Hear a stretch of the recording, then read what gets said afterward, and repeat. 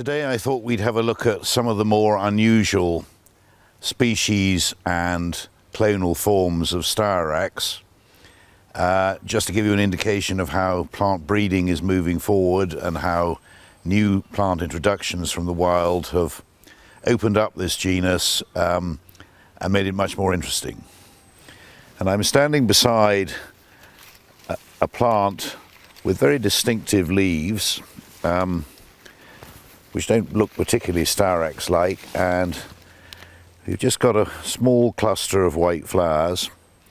And this is Styrax, and don't laugh at the name please, Styrax shiraianus, which is a relatively new species into the UK, and I think was first found in Taiwan or possibly Vietnam. Doesn't seem to be very floriferous yet, but a completely new species. Beside it, almost touching it, is Styrax formosanus, formosanus, which is widely perceived to be possibly the most floriferous of all the Styrax, with more flowers than there are leaves on the whole tree. This is just coming out, you're just starting to get a bit of a sense, and with this particular species you can actually see the flowers, but as we take a pace or two more over here, we look at Styrax japonicus, Emerald Pagoda, and from a distance you wouldn't think this tree had very many flowers on it at all, but when you get underneath it and look up inside the tree itself, you see masses of flowers, masses of bees enjoying them, and a rather larger flower than we were just looking at. Beautiful scent. This tree is a small tree is about 15 years old, so they're quick growing, fantastic number of flowers, and healthy and vigorous, and something really nice to look at in early June. And here we've got another named form of Styrax japonicus.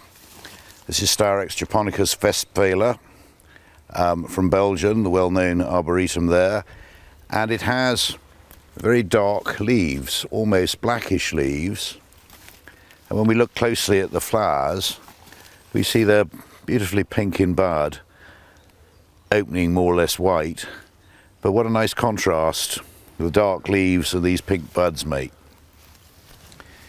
Again, another very vigorous young plant, and certainly something rather different. So here's another oddity. This is Styrax hookeri, variety yunnanensis. So a form of Styrax hookeri which comes from Yunnan. And the Styrax hookeri which we know has flowers in pairs, singly or in pairs, but this particular plant has racemes of flowers with certainly a great deal more than a pair.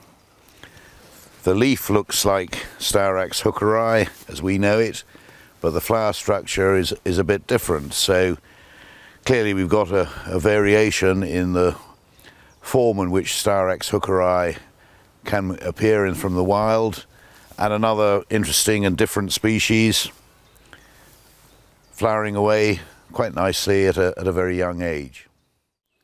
And here we've got another dark leaf Styrax. This is Styrax japonicus purple dress, and we've seen one with blackish leaves, but the thing about this particular variety is that the new growth is really black as well, and the flowers, they're not, in this instance they're not pink, they're maybe just a hint of pink in the bud, but when they open they're white. And isn't that a nice contrast between a very dark leaf tree, an unusually dark leaf tree, covered in flower. From a distance you'd hardly see the flower, but when you look up close there's an enormous amount of flower hidden away in amongst these dark leaves.